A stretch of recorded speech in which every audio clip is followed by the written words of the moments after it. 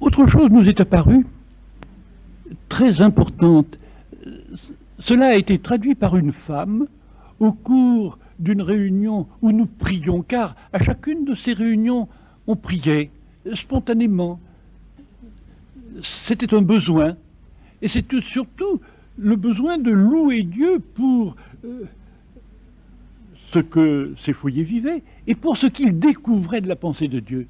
Ils étaient émerveillés de découvrir que Dieu avait une si merveilleuse idée de l'amour humain. Eh bien, un jour, au cours de la prière, une femme s'est adressée à Dieu en ces termes: « Seigneur, nous te remercions pour le mariage de nos deux sacrements, le sacerdoce et le mariage. » Je pense que cette réflexion allait très loin. Et je pense que ça fait partie de ce dynamisme du départ. L'alliance du sacerdoce qui représente l'Église, la pensée de l'Église, et des ménages qui apportent leurs richesses, leurs besoins, leurs questions, et de la nécessité d'un dialogue pour que l'enseignement de l'Église ne soit pas déconnecté des réalités concrètes, mais pour que l'enseignement de l'Église s'efforce de répondre non seulement aux besoins, mais aux aspirations des couples. Et tout au long de la vie des équipes, nous avons beaucoup tenu à ce mariage des deux sacrements. Le prêtre conseiller spirituel est pour l'équipe une présence et un soutien. Il est présent en tant que porteur du Christ et représentant de son Église.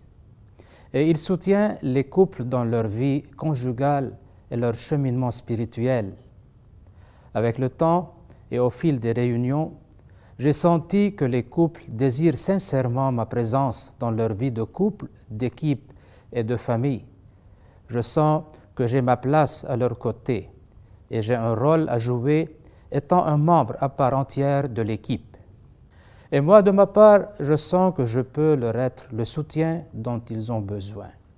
Le soutien spirituel, mais aussi le soutien humain, par mon expérience et par ma mission de ministre au service de l'Église.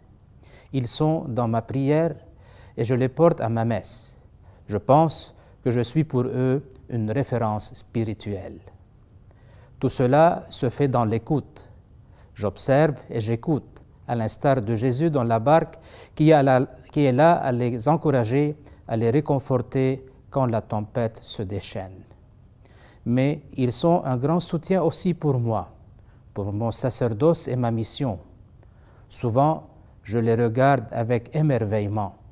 J'admire leur courage dans leur combat de tous les jours, mais aussi dans leur combat spirituel. Ils m'apprennent parfois, sans le savoir, à me renforcer dans mes engagements et à redonner une fraîcheur à ma mission de pasteur. Sur le plan humain, nous voyons en notre conseiller spirituel le vrai ami faisant partie de notre petite communauté d'équipe. Le fait qu'il soit là, présent avec nous et partageant nos peines et nos joies, a créé avec le temps un lien solide d'amour et d'amitié entre lui et les couples de notre équipe. Quand la relation au niveau humain est plus profonde, le conseiller se trouve en meilleure position pour jouer son rôle de prêtre représentant le Christ et son Église.